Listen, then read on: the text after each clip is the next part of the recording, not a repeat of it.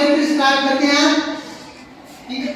Sound chapter start करने से पहले हम पढ़ेंगे वेव्स के बारे में। वेव्स होती है दो प्रकार, एक होती है ट्रांसवर्स वेव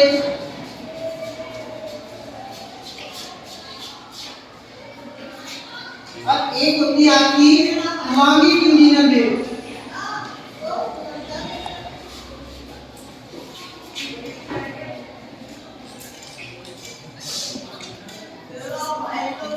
लॉन्गिट्यूडिनल वेव की अगर बात करें तो सबसे पहले इसकी हम बात करें कि ये क्या होती है लॉन्गिट्यूडिनल वेव।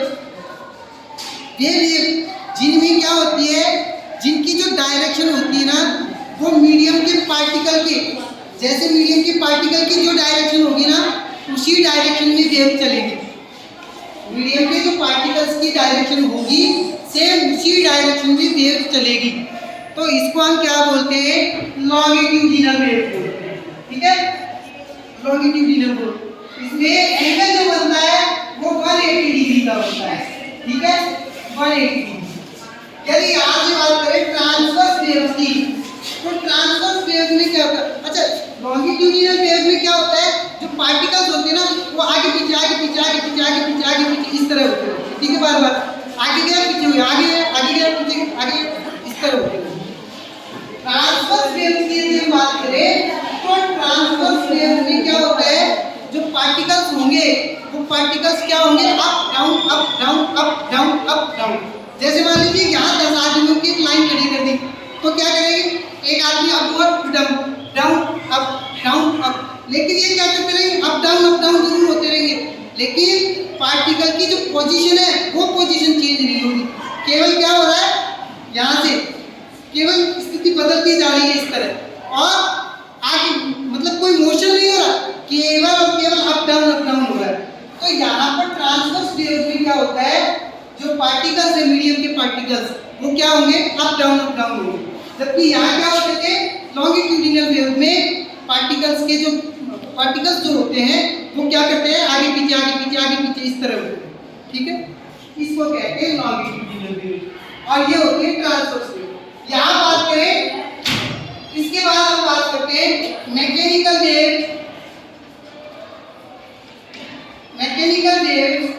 और non mechanical wave.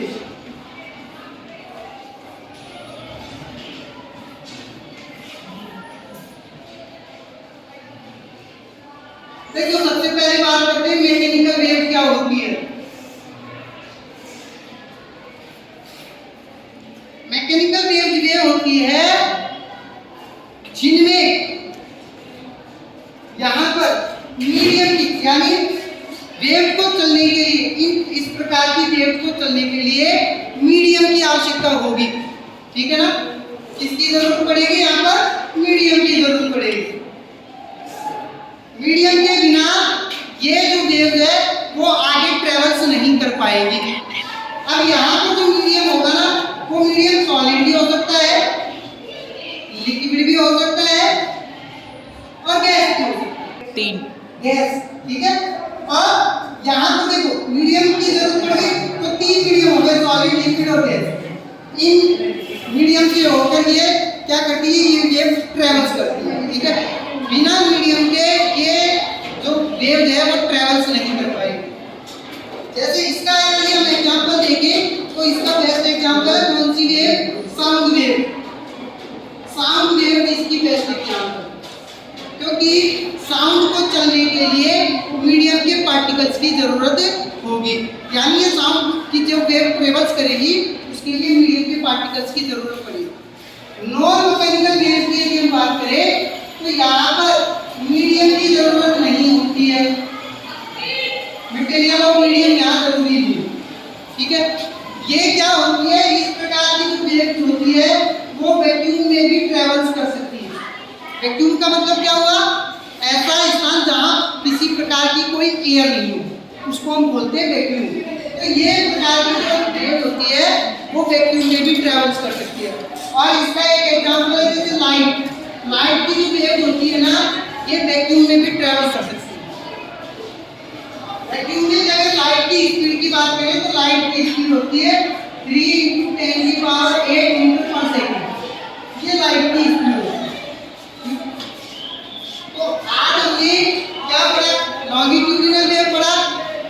Electronics wave पढ़ा, मैकेनिकल वेव पढ़ ली और नॉन मैकेनिकल वेव।